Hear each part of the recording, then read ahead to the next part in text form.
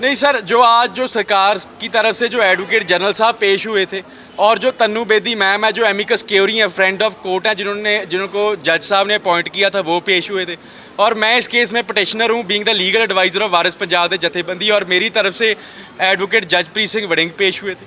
तो वहाँ पर जो एजी साहब ने, ये एडवोकेट जनरल साहब ने ये बात कही कि जो भाई अमृतपाल सिंह की अरेस्ट नहीं हुई है और सारी एजेंसियों के साथ जो बातचीत चल रही है, तो उस पर जो जज साहब ने कहा भी आप एफिडेविट पे ये बात बोल दो कोर्ट में, और हमको कहा भी आपके पास अगर कोई सबूत है, एफिडेविट कोई एविडेंस है तो आप पेश कर दो।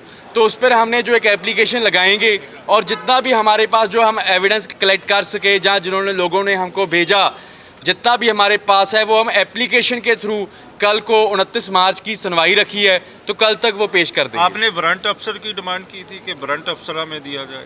नहीं, वो शुरू में की थी जब 21 मार्च को ये एप्लीकेशन फ़ाइल की थी। उसके बाद आज हमारी कोई वारंट ऑफिसर की प्रेयर नहीं थी, क्योंकि हमें पता नहीं है वारंट ऑफिसर होता भी कोई खास पुलिस स्टेशन में रेड करवाना हो, तो हमें अभी तक इतना पता नहीं है। किसी मर्जी पुलिस स्टेशन में हो सकते हैं, भाई अमृतपाल सिंह कहीं मर्जी हो सकते हैं। तो सरकार ने क्या कहा है कि अमृतपाल को पकड़ने के बिल्कुल नज़दीक है सरकार, क्या कहा है? हाँ जी, जो एडवोकेट जनरल साहब ने जो बातें हुई हैं कोर्ट में ऑन रिकॉर्ड हुई हैं, उन्होंने कहा भी हम काफ़ी नज़दीक हैं अमृतपाल को पकड़ने। ये एडवोकेट जनरल साहब की स्टेटमेंट थी, ये मेरी स्टेटमेंट नहीं है। तो आपकी क्या स्टेटमेंट है इसको लेकर? नहीं देखो, मेरी तो वही स्टेटमेंट है जो मैंने पिटीशन डाली है, हेबियस कॉर्पस की पिटीशन डाली है अभी, जो भाई अमृतपाल सिंह इनकी इलीगल कस्टडी में है और वो उनको प्रोड्यूस करें।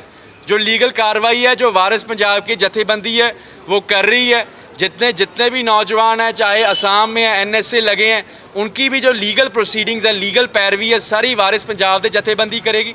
वारिस पंजाब की लीगल टीम वहाँ पर जाएगी, सारा जायज़ा लेगी, वहाँ जो कानूनी प्रोसीडिंग्स वहाँ पर करनी वाली हैं असम में, वो वारिस पंजाब की जथेबंदी करेगी और नहीं कोई। और यहाँ पर भी जितने भी नौजवानों पर ये जिनको इलीगल कस्टडी में जो 200 सवा 250 नौजवानों को पंजाब में इलीगल कस्टडी में रखा था, उनकी जो सारी की सारी जो लीगल कार्रवाई है वारिस पंजाब दे कर रही है और वारिस पंजाब दे करेगी। लेकिन सरकार तो कह रही है हमने रिलीज कर दिया है उनको। नहीं, काफ़ी शायद मेरी जितना मैंने न्यूज़ में देखा था, न्यूज़ मीडिया में देखा था, कुछ को रिलीज़ कर दिया है और अभी तक काफ़ी अंदर हैं। काफ़ी के जो गार्डियंस हैं, पेरेंट्स हैं, उनके मुझे फ़ोन आ रहे हैं। किसी को 353 में झूठे केस में फंसा दिया, किसी और झूठे केस में उनमें डाला जा रहा है। 107-51 की उनकी बेलें रिजेक्ट कर दी जो होना नहीं चाहिए था। तो उन सभी की जो लीगल प्रोसीडिंग्स की पैरवी है वो वारिस पंजाब दे करेगी। तो तरह तरह की चर्चाएं भी चल रही हैं, क्योंकि आप उनके वकील हैं, तो कहा जा रहा है कि अमृतपाल यूपी में देखे गए हैं, इसी तरह नेपाल में है। तो आपका क्या मानना है? नहीं देखो जी, आजकल टेक्नोलॉजी जो AI टेक्नोलॉजी आ चुकी है, किसी भी चीज़ को आज हम जो एक फ़ेक फ़ोटोग्राफ्स, फेक वीडियोस बन सकती हैं। जो वर्ल्ड के दूसरों देशों के प्रेसिडेंट हैं, उन अमेरिका वर्ग के देशों की, उनकी जो फेक जो फ़ोटोज़ बन सकती हैं, तो ये तो जो कोई मर्जी कर सकता है। जो हमारा स्टैंड पिटिशन वाला है, हेबियस कॉर्पस वाला, अगर पुलिस के पास इतनी सारी जानकारी है तो जो देश की एजेंसियां लगी हैं, पंजाब की एजेंसियां, तो फिर पकड़ा अभी तक उनके हाथ क्यों नहीं कुछ लगा? तो हमें इसमें कुछ फिशी लग रहा है। एक प्रोपेगेंडा चलाया जा रहा है भाई अमृतपाल सिंह की इमेज को ख़राब करने के लिए, जो साथी थे उनकी इमेज को ख़राब करने के लिए। तो कुछ मीडिया चैनल्स भी इनके साथ हैंड इन ग्लव्स हैं।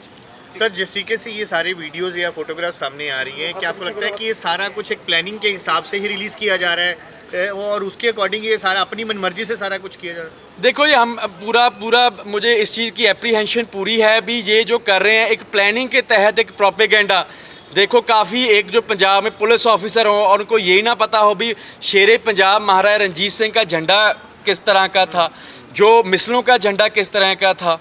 तो ये सारा प्रोपेगेंडा, उनको इतना नहीं पता पंजाब में IPS हैं और ये नहीं पता भी 1849 से पहले पंजाब का नक्शा क्या था। उसी नक्शे को ये कुछ और पेश कर रहे हैं, झंडे को कुछ और पेश कर रहे हैं। तो ये जो IPS ऑफिसर्स हैं, ये जो ऑफिशियल्स हैं, ये किसी सरकार के एजेंडा तहत काम कर रहे हैं। क्योंकि ये तो 10वीं के बच्चे को भी पता होता है जो पंजाब में रहता है भी पंजाब का झंडा कैसा था पहले सिख राज का, और जो बाकी जो सिख राज का नक्शा कैसा था। उस नक्शे में देखिए, एक साइड पे तो ब्रिटिश ईस्ट इंडिया कंपनी लिखा है, दूसरी साइड पे तो दूसरे मुल्कों का नाम लिखा है। तो एक जो प्रोपेगेंडा के तहत जो सिख कौम को, मैं कहूँगा, जो बदनाम करने की कोशिश हो रही है। बोला है कि हम अमृतपाल को पकड़ने के बहुत नजदीक है, ऐसा कुछ?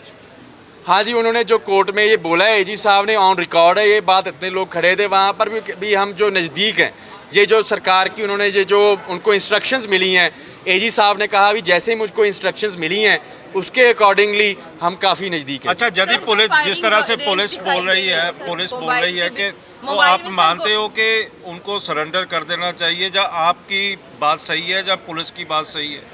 नहीं देखिए जी, हमें जो शुरू से एप्रीहेंशन है जिसके बेसिस पे मैंने हेबियस कॉर्पस डाली है भी उनकी पुलिस की इलीगल कस्टडी में।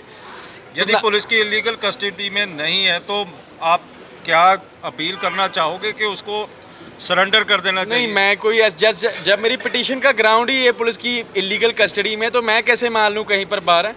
तो ये एक नैरेटिव है, एक प्रोपेगेंडा है भी, पुलिस के पास कोई एविडेंस है नहीं का। जितना भी वो रिप्लाई में वो केसेस डाले थे 307 वाला, अजनाले वाला, है ना जी, वो सारे उनका कोई एविडेंस नहीं है। वो जितने भी वारिस पंजाब के मेंबर हैं उनको इलीगली डिटेन करके, उनको पता है क्योंकि उनकी प्रोसिक्यूशन कोर्ट में फेल हो जाएगी, तो उनको ऐसा अंदर रखो और इनकी जो करैक्टर असैसिनेशन करो और इमेज को मिलाइन कर दो। इसी प्रोपेगेंडा के तहत ये जो पंजाब की मशीनरी चल रही है गवर्नमेंट की। सर, ईमान जी कैसे देखते हो जो अमृतसर से लेके नेपाल का जो एस्केप रूट दिखाया जा रहा है, बताया जा रहा है, नेपाल से वो पाकिस्तान, थाईलैंड या किसी और भी देश जा सकते हैं, इसको आप किस तरह से देखते हो? क्योंकि ये एस्केप रूट छोटा नहीं है, बहुत बड़ा है।